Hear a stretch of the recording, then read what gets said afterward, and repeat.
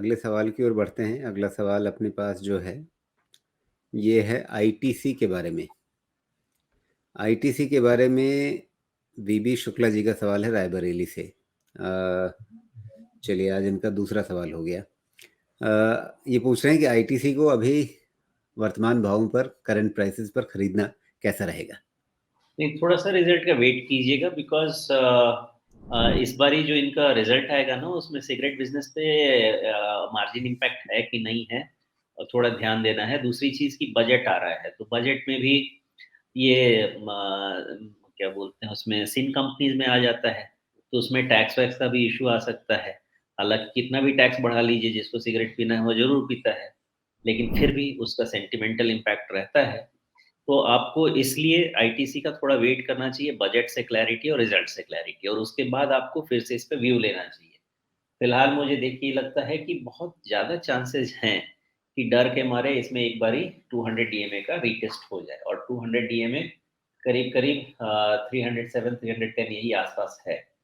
तो और अभी है स्टॉक आपका 332 पे, तो आपके पास 7-8% का रिस्क इसमें बना हुआ है। 7-8% का रिस्क जो एक स्टडी स्टॉक होता है उसके लिए ज़्यादा होता है। ये स्टॉक बहुत वोलेटाइल नहीं है, एक चलता है तो चलता रहता है, सोता है तो सोता रहता है, इसलिए वो ज़्यादा है। ओके, तो हो सकता है कि इसका 325 का जो बॉटम है वो बहुत ही क्रेडिबल बॉटम हो।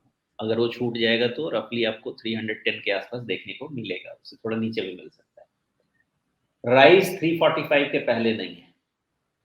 ओके, इसका मतलब कि ये कंसोलिडेशन में है 325 एंड 345, इधर साइड ब्रेकआउट और ब्रेकडाउन, आपको इसमें डायरेक्शन मिलेगा।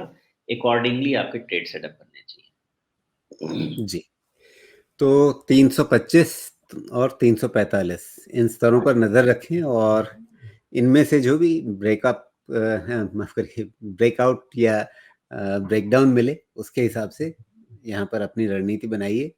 अगर ब्रेकडाउन होता है तो फिर यहाँ पर 300 के आसपास के स्तर जो हैं वो देखने को वापस मिल सकते हैं। एक्यूमुलेशन के लिए कोई लेवल आपकी नज़र में, शोमेश, इसमें?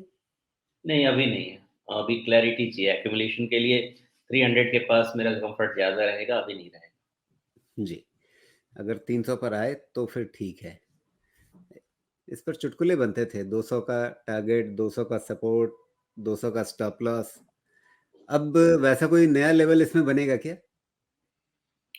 नहीं, वैसा बना नहीं चाहिए बिकॉज इन्होंने थोड़ी क्लैरिटी दे दी थी ना कि सम फाइंड ए बिजनेस वैल्यू क्रिएशन होगा, वो जी, क्लैरिटी दे दी।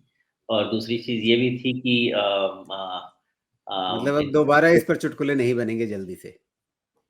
अब कोई रीज़न नहीं है। उस समय इसलिए बनते थे कि इनकी देखिए 3 अलग-अलग चीज़ें थी। अगर होटल तो 2 साल से ठीक इसलिए नहीं कर रहा था कि कोविड के कारण ठीक नहीं कर रहा था। सिगरेट बिज़नेस मार्जिन के कारण ठीक नहीं कर रहा था, हालाँकि सबसे ज़्यादा कंट्रीब्यूशन अभी भी सिगरेट बिज़नेस से है।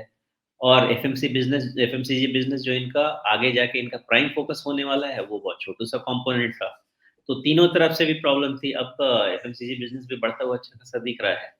तो अब है इनके पास रीज़न ग्रोथ का, लेकिन main price rise value creation के बाद ही होगा, वैल्यू अनलॉकिंग के बाद ही होगा।